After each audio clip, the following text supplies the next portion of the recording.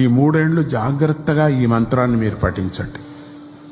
మీకు మంచిది, మీ ఫ్యామిలీకి మంచిది. ఈ సంవత్సరం ఎందుకు స్వామీజీ హరి ఓం నమ శివాయ అంటున్నారు? హరిని చేరుస్తున్నారు, శివ కేశవుల్ని చేరుస్తున్నారు.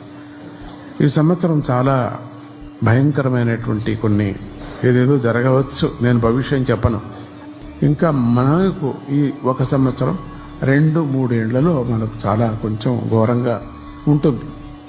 చాలా వింటున్నాం, మనం చాలా వింటున్నాం. అట్లా ఈ సంవత్సరం మొత్తం మీరు చేశారనుకుంటే ఈ కెలమైటిస్ అన్నీ పోతాయి. మీరు శివుడు ఆలయానికి వెళితే హరిని చూడాలి. మీరు శివుడిలో శివ ఆలయానికి వెళ్ళినప్పుడు హరిని చూడాలి, హరి ఆలయానికి వెళ్ళి శివుడిని చూడాలి. మీరు జ్ఞాపకం పెట్టుకోండి. అక్కడ శివస్మరణ చేయాలి. హరి ఆలయంలో వెంకటరమణ స్వామి దగ్గరికి వెళితేనే నమశివాయ అని మనసులో అనుకొని వెంకటరమణ స్వామిని దర్శనం చేయండి.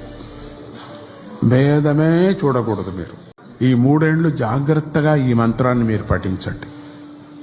మీకు మంచిది, మీ ఫ్యామిలీకి మంచిది. ఈ సంవత్సరం ఎందుకు స్వామీజీ హరి ఓం నమ శివాయ అంటున్నారు? హరిని చేరుస్తున్నారు, శివ కేశవుల్ని చేరుస్తున్నారు. ఈ సంవత్సరం చాలా భయంకరమైనటువంటి కొన్ని ఏదేదో జరగవచ్చు, నేను భవిష్యం చెప్పను. ఇంకా మనకు ఈ 1 సంవత్సరం 2-3 ఏళ్లలో మనకు చాలా కొంచెం ఘోరంగా ఉంటుంది.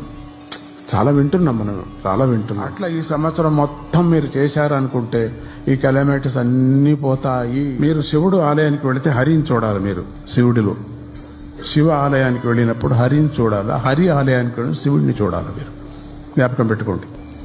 అక్కడ శివస్మరణ చేయాలి. హరి ఆలయంలో వెంకటరమణ స్వామి దగ్గరికి వెళితేనే నమశివాయ అని మనసులో అనుకొని వెంకటరమణ స్వామిని దర్శనం చేయండి.